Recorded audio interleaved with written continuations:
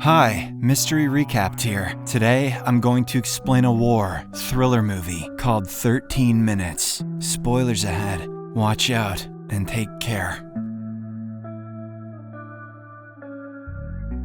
The movie opens as a German worker named Georg Elser packs some homemade dynamite sticks inside a stone pillar. He then checks the clockwork mechanism of the time bomb he has made and covers the hole in the pillar. George makes sure everything is well hidden so that nobody suspects what is about to happen. Meanwhile, it appears that he has injured himself while putting things together. There are several cuts on his hand and discomfort in his knees. It is late in the night of November 7th, 1939, and George is currently in Bürgerbraukeller.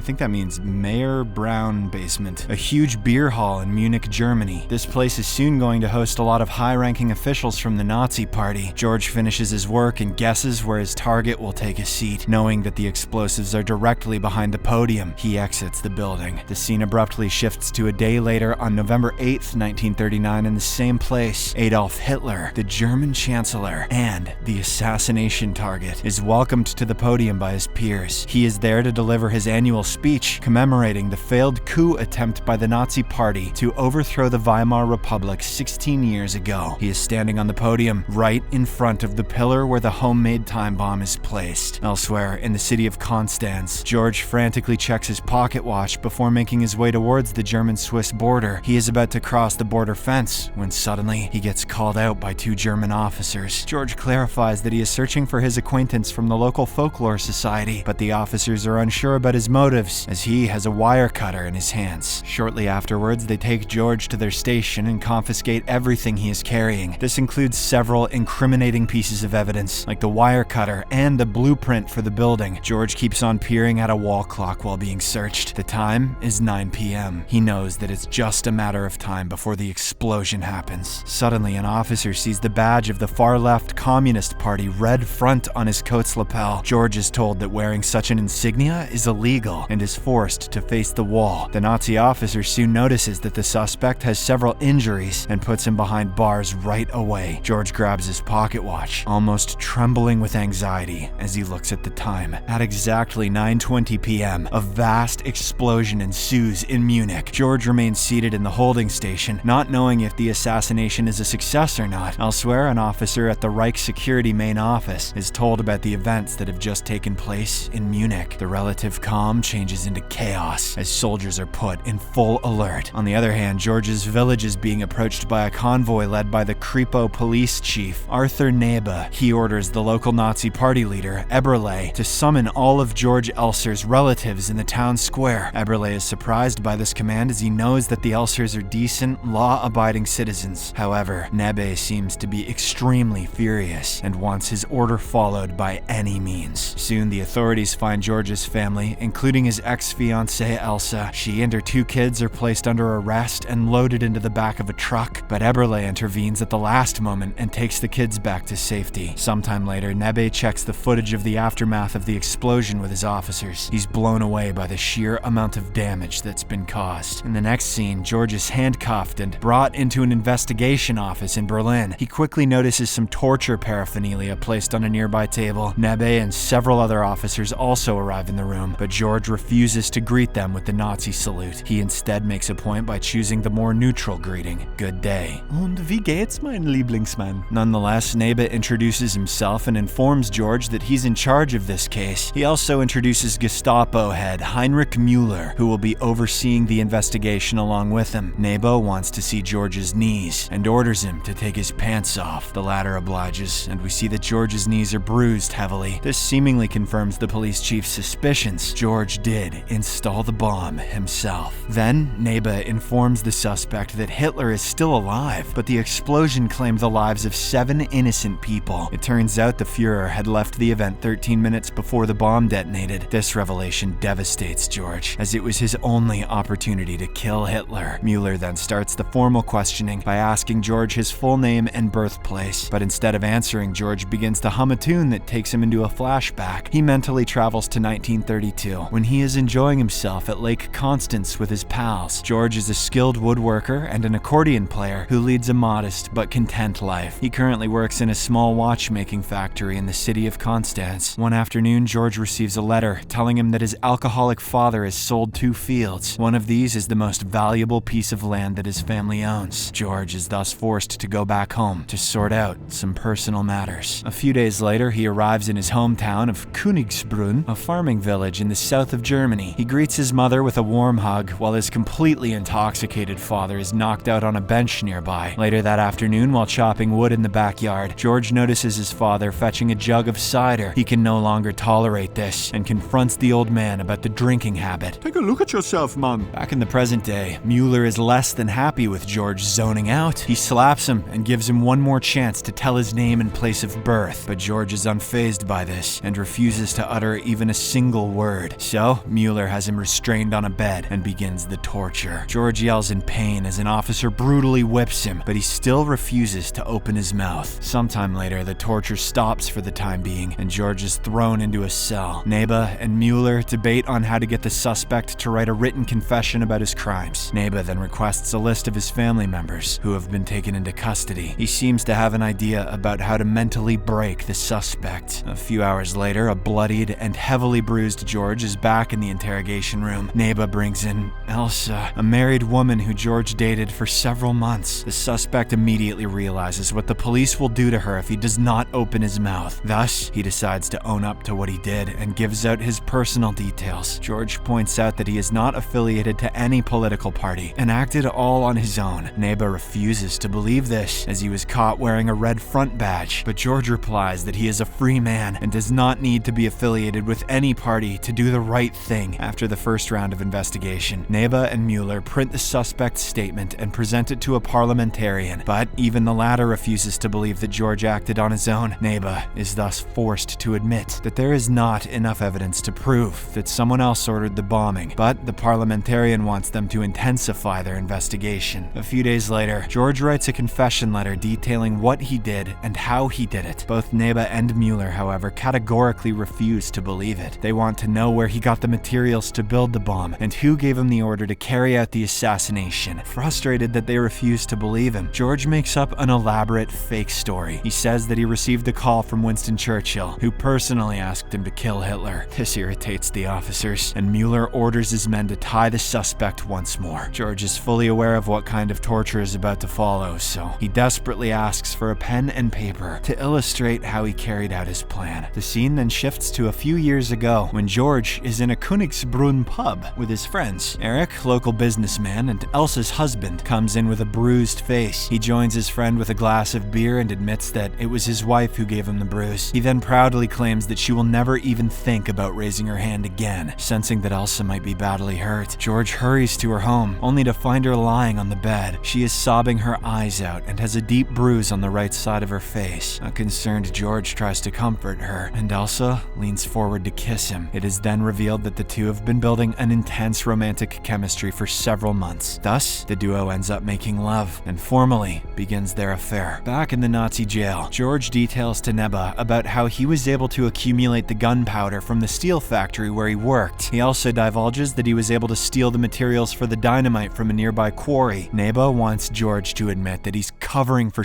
someone else, but the latter is very firm that he acted alone. To prove his point, George shows how he made 2 clockworks and a detonator that ultimately triggered the explosion. As the intense questioning and torture goes on, George also dips in and out of his memories. One beautiful afternoon, while they are out on a picnic, Elsa reveals that she is pregnant, but she isn't quite sure if the baby belongs to George or her abusive alcoholic husband Eric. It'll be easy, honey. We'll just wait and see if the baby looks like a piece of shit. On the other hand, the Nazi propaganda is slowly beginning to poison the hearts and minds of people in rural Germany. There are Nazi party members everywhere, and anyone who dissents is thrown in jail. George and his friend Joseph, who is a member of the Red Front opposition party, regularly listen to Soviet news on their radio. They find out that Hitler recently ordered the bombing of a Spanish town, killing 260 innocent civilians. This infuriates George, and he wants to put a stop to it, but he soon learns that Hitler is planning to attack Poland. Things also begin to go downhill in his personal life when Eric catches George making out with his wife. At this point in time, George is renting in the basement of Eric's home and regularly making love with Elsa. An infuriated Eric then throws his wife to the floor and and brutally kicks her pregnant belly. But George responds strongly by grabbing a knife and threatening to kill the alcoholic husband if he doesn't stop. Weeks pass by, and while there is turmoil in his personal life, George begins to plan how to carry out the assassination. He collects news articles that show Hitler giving speeches every year at the Bürgerbraukeller in Munich. Behind the podium is a giant Nazi party flag covering a solid pillar. George heads to Munich, waits until the venue is empty, and sneaks inside the hall. He goes behind the stage to get an accurate dimension of the pillar that would be required to carry out his plan. Back in the interrogation room, George expresses his disgust about Hitler and his policies. Salaries are low, protesters are sent to concentration camps, and Jews are being discriminated against because of their faith. George adds that there will be consequences to what Hitler is doing, and it will lead to Germany's downfall. Following this latest round of questioning, his typewritten confession is finalized. Neba is now convinced that George was on his own when the attack was executed, but Mueller still believes there is a huge conspiracy behind the attack. While the two are discussing their next move, George begs a secretary to send a message to Elsa and his family. He also wants to send condolences to the family of people who got killed in the explosion. The secretary then hands Elsa's photo to George and asks him not to tell anybody that he got it from her. Upon seeing the photo, George goes into a flashback to the time when Elsa gives birth to their son. She even names the baby George and is ready to divorce her abusive husband. However, this doesn't stop George from his determination to carry out his plan. He keeps honing his skill to perfect the execution of the bombing. For a trial run, he puts a replica bomb on a tree in a remote area. The explosion is massive and blows the entire tree to smithereens. Ich bin zum Tod geworden, zum Zerstörer der Welten. Back in the present, the parliamentarian storms into the interrogation room and slams George's face on the table repeatedly after hearing what he said about their leader, Hitler. We also get to see that Neba is now starting to question the motives of the Nazi Party's superiors, but does not dare to act on it. The parliamentarian then instructs Neba and Mueller to do whatever it takes to find out whom George got the order from. With the mounting pressure, George is tied down and given the secret hallucinogen, Pervitin. The officers then ask a sedated George who ordered the bombings, but the latter once again repeats his statement. Sometime later, George awakens from his hallucination and decides to change his tone. He acknowledges that he now wants to right his mistakes and reintegrate into the German community. George says that the assassination was unsuccessful purely because his motives were not correct. After this statement, he is taken to the concentration camp in Dachau. 5 years later, Neba is sentenced to death for his part in an assassination attempt to kill Hitler. He is executed by means of hanging in the Dachau concentration camp. George learns about the fate of Neba from Franz, a disabled prison guard. George is surprised, but also wants to know where Elsa is, as he believes that she might still be alive somewhere. Although empathetic, Franz knows that there's nothing he can do about it. He simply gives George some music sheets to play on his zither, a musical instrument, as a token of appreciation. As the film closes, George is told by Franz that 100,000 people perished in a single night after England destroyed one of their cities. George regrets it, since he knows that if his strategy had succeeded, this could have been avoided. He is soon taken out of his cell by more guards, and Mueller gives the order for his execution.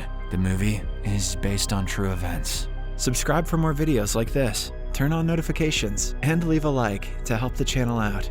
Thank you for watching.